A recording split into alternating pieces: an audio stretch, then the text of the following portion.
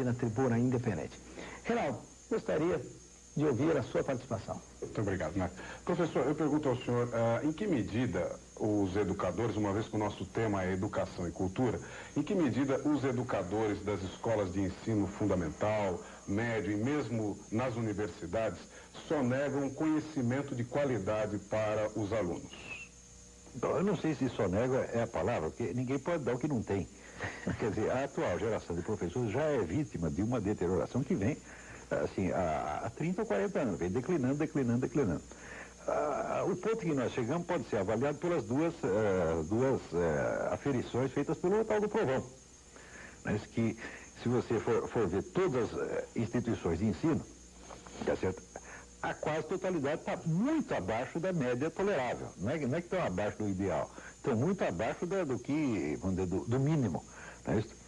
E, mais recentemente, esse exame que foi feito do pós-graduação, a maior parte dos cursos de pós-graduação também estão muito abaixo da média. Se você for ver ensino médio, o que acontece? Fizeram aquele teste, mais ou menos um ano atrás, entre alunos de ensino médio de 32 países, incluindo países bastante pobres, da África, etc.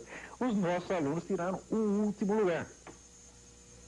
Quer dizer, não é por falta de recursos, o Brasil é um país riquíssimo, e o que se investe em educação aqui é uma monstruosidade. Né? E sempre que se discute a questão da educação, o pessoal logo vai para o lado econômico.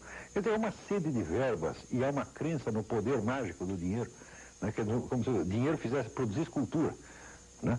Então, olha, se dinheiro produzisse cultura, minha gente, não teria havido nenhuma cultura, digamos, na Inglaterra do século X. Quer dizer, quando eram países paupérrimos na Europa, já tinham cultura elevadíssima.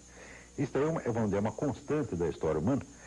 Vamos dizer que os períodos de grande criatividade cultural raramente coincidem com períodos de grande progresso econômico. A gente hoje pode ficar maravilhado com Platão, Aristóteles, essa coisa. Quando houve essa geração de Sócrates, Platão e Aristóteles, Atenas já não era mais aquela de Péricles, que mandava em tudo. Não, ao contrário, era totalmente decadente, com inflação, miséria, depois invadida, né? Invadido por Esparta, depois invadido pelos macedônios. Ou seja, o país estava numa situação aflitiva e, não obstante, criou, vamos dizer, esta cultura majestosa. Agora, aqui no Brasil, o brasileiro talvez seja o povo mais dinheirista do mundo. O brasileiro tem vamos dizer, uma crença no poder do dinheiro. Né? Não acredita em Deus, não acredita em dinheiro. Ele acredita que se der dinheiro para ele, né, o resto ele fará tudo por mágica. Então ele acredita que ele tem que ganhar um dinheirão e depois ele vai estudar, vai se tornar um camarada inteligente. Ou seja, inverte a coisa. Né? Os outros povos sempre procuram ficar inteligente primeiro para resolver os problemas. Aqui não, quer resolver o problema primeiro e ficar inteligente depois. Então, quer dizer que toda a ideia que se tem sobre educação aqui é uma ideia absolutamente falsa. A educação está muito vinculada a duas coisas. Ou vinculado ao fator econômico, quer dizer, o indivíduo vai estudar não porque ele queira aprender alguma coisa, mas porque ele é obrigado a isso, porque senão o seu acesso ao emprego é bloqueado. Não que a escola vai lhe dar a qualificação para isso, não, mas ela vai lhe tomar a autorização se ele não frequentar. Então a escola não é um benefício, a escola é, vamos dizer, é a ameaça de um malefício. Então, para não sofrer o malefício, o sujeito vai para a escola. E o outro é o motivo político. Quer dizer, aqui nós temos dois tipos de, sobretudo universidades. Todas as universidades, todas as brasileiras dividem-se em dois tipos. Você tem as universidades caça-níqueis e as universidades caça-votos. Quer dizer, as privadas são caça-níqueis, as estatais são caça-votos. Né? E existe uma certa mistura das duas coisas também. Ou seja, a ideia mesmo de que a educação seja um valor em si importante para a própria consistência, para a própria formação do indivíduo, essa ideia nunca entrou aqui.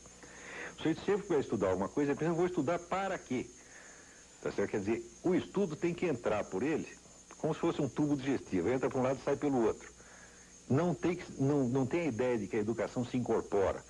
As pessoas não têm muito essa noção de que a educação não foi feita para lhe dar instrumento para alguma coisa, mas para formar você, para você ser alguma coisa. Para você ter uma personalidade, para você ter consciência, para você saber fazer suas escolhas, para você saber quem você é, para você se orientar no mundo, etc, etc. Ou seja, a educação como, digamos, de fator de fortalecimento, de desenvolvimento da pessoa humana, nunca existiu. A educação aqui é utilitária. Ou é para, vamos ter uma finalidade profissional, então o sujeito vai fazer aquilo sem acreditar que ele vai aprender profissão, mas ele pelo menos vai ter, ele não quer educação, ele quer apenas o diploma, que o diploma é a autorização para fazer aquilo que ele não sabe fazer. Não precisa saber, precisa ter o diploma. Né?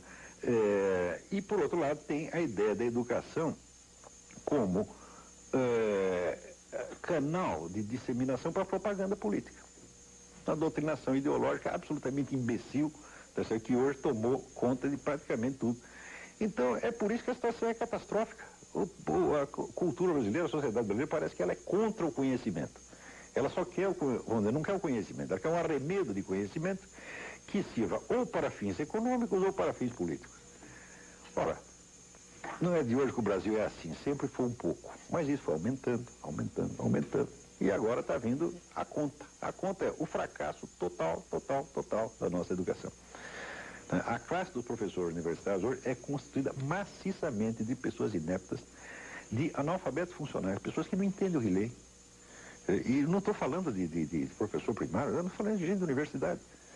Quer dizer, ontem eu publiquei na Folha um artigo sobre o Congresso de Filosofia que vai ter na Bahia, né? E fazendo um exame do programa, né?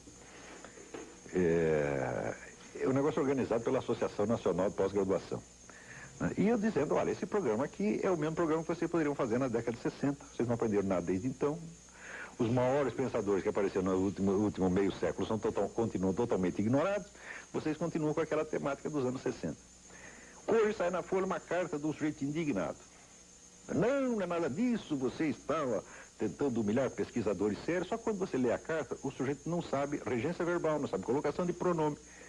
Eu digo, mas como é que esse sujeito chegou num pós-graduação se não podia ter saído do primário? E são pessoas assim que não têm a menor consciência de suas deficiências. Por quê? Porque são reconhecidos como professores. Tem lá um diploma de pós-graduação e todo mundo chama de senhor doutor e o indivíduo nunca é testado realmente no seu conhecimento. Né? Você tem uma rede, uma proteção corporativa absolutamente perniciosa, doente, né, onde todo mundo só pensa assim na autodefesa dos seus interesses, todo mundo sempre com medo de perder emprego, né, e fica essa coisa mafiosa, ou mafiosa por motivos econômicos, ou mafiosa por motivos políticos. Agora, o ensino propriamente dito, o aluno como pessoa, tá certo? Pessoa, eu vou dizer, que tem as suas dúvidas, tem as suas dificuldades, porque a consciência humana ela não cresce assim que nem banana, tá entendendo? Ela precisa ser fomentada, precisa ser ajudada. Todo ser humano precisa deste socorro no começo da sua vida. Estas necessidades dos alunos são absolutamente desprezadas. Só se quer saber o seguinte, quanto a faculdade vai ganhar com o aluno por mês, ou em quem que ele vai votar depois que ele sair daqui. E naturalmente tem que votar nos partidos mais poderosos. Então, toda a classe estudantil brasileira está sendo vilmente usada para sustentar picaretas. Nós estamos na Tribuna Independente, hoje com a presença do filósofo, escritor e jornalista Olavo de Carvalho. Doutor Olavo, o senhor me permite, mas como mudar essa situação que o senhor coloca como dramática? Se eu soubesse. Porque o senhor, na verdade, faz até uma denúncia muito forte aqui. É terrível a situação. Mas como mudá-la? Eu não sei como mudar, porque é uma coisa tão complicada, levou tanto tempo para a gente chegar nisso, que, olha, é tão grande o problema, eu acho que transcende muito a minha capacidade. Agora, a primeira coisa que a gente tem que fazer para ter uma esperança de poder resolver o problema é ter uma noção do tamanho dele. Aqui no Brasil, todo mundo é educador, técnico de futebol, médico e economista, não é isso? Bom, pelo menos dentro de casa, né? Eu posso ser um educador, mas eu sou educador dos meus alunos, eu não sou educador do Brasil. Eu não poderia ser ministro da Educação. Eu digo para você, eu não tenho competência para ser ministro da Educação. O problema da educação brasileira é tão grande que é preciso pessoas que tenham consagrado a sua vida a aquele assunto. Tá certo? Quer dizer, não é com 3 meses de lendo meia dúzia de publicações que você vai saber o que se passa, como é que as coisas estão. Então aqui todo mundo oferece soluções para as coisas, mas, vamos dizer, um dever óbvio de modéstia intelectual é você reconhecer quando um problema é maior do que você. Gostaria, doutor Samuel Isaac. Professor, com o costumeiro brilhantismo, o senhor diagnosticou a posição do ensino no Brasil. Eu indago do senhor. O senhor identificou em alguma época da história, ou mais recentemente, alguma tentativa inteligente, válida e bem intencionada de alterar esse estado de coisas, eu digo alguma reforma, porque a minha geração assistiu a algumas tentativas de mudanças, de reformas, algumas reformas até que se identificaram com os próprios autores. A reforma Capanema, por exemplo, ou para citar uma mais recente do governo de Fernando Henrique, tentativas de mudanças. O senhor identifica nelas alguma consequente, alguma que tenha sido feita com honestidade, para dizer objetivamente, e que tiveram algum resultado na sua ótica? Bom, eu não posso julgar toda a história da educação no Brasil, mas houve alguns momentos que são, me parece, notáveis. No tempo do Getúlio Vargas se fez muita coisa pela educação no Brasil. Tá certo? Foi o homem que começou tudo. O senhor mesmo citou aí o Capanema. Né? Mas foi um governo que durou muito. Ficou muito tempo no poder. Então alguma coisa tem que fazer. Agora, pelo menos o Getúlio Vargas, ele tinha uma noção de conjunto do Brasil. Isso não quer dizer que eu seja, vamos dizer, um saudosista do Getúlio Vargas ou um adepto. Não, se eu estivesse no tempo do Getúlio Vargas, eu seria o inimigo do Getúlio Vargas, certamente. Mas, depois que passa o tempo, a gente tem que reconhecer os méritos dos mortos, assim como o nosso governo militar. Na época do governo militar, eu era totalmente contra. Hoje, que passou 20 anos, nós podemos fazer o balanço e ver méritos e deméritos, né? Com o Getúlio Vargas a mesma coisa. Eu acho que ele fez muita coisa pela educação e pela cultura brasileira. Mas, aí é o problema. Quando aparece um governante que ele tem as melhores intenções e tem vontade firme e quer fazer mesmo, ele vai se defrontar com uma espécie de resistência muda, resistência tácita, né? Da resistência passiva da sociedade, que simplesmente não quer melhorar. Eu vou dar um exemplo. Por exemplo, o Getúlio Vargas tentou fazer alguma coisa pela música brasileira e pelo cinema brasileiro, por exemplo. Então chamou de volta as duas melhores pessoas que tinha no ramo, que eram o Heitor Villa-Lobos, para a música, e o Alberto Cavalcante, para o cinema. Cavalcante era um cineasta brasileiro que fez uma carreira brilhante na Inglaterra, como documentarista, aprendeu com os melhores diretores da época. E chegou então Villa-Lobos e Alberto Cavalcante com os maiores planos, aquele entusiasmo patriótico, aquela coisa toda. 2 anos depois já tinha ido embora. Quer dizer, não aguenta a resistência do meio, a mesquinharia, a fofocagem, gente puxando o tapete. Quer dizer, se para um camarada que quer construir, tem 900 puxando o tapete. Isso é uma coisa constante na nossa cultura. Quer dizer, a cultura é do seguinte: onde eu não dei certo, o outro também não pode dar. Se eu fracassei, você tem que fracassar também. Então é a cultura do caranguejo no balde, tá entendendo? Tem um monte de caranguejo no balde, um caranguejo quer sair, mas o outro pendura na perna dele e vai tudo para baixo. Tá certo? Isso é uma coisa muito profunda no Brasil. Este culto do fracasso, tá certo? E o culto de tudo que vai para baixo. Tá certo? E, evidentemente, isso tem reflexos terríveis no conhecimento. As pessoas não querem obras de alto nível, não querem não, isso ofende. O sujeito que faz, por exemplo, a obra de Villa-Lobos é uma ofensa.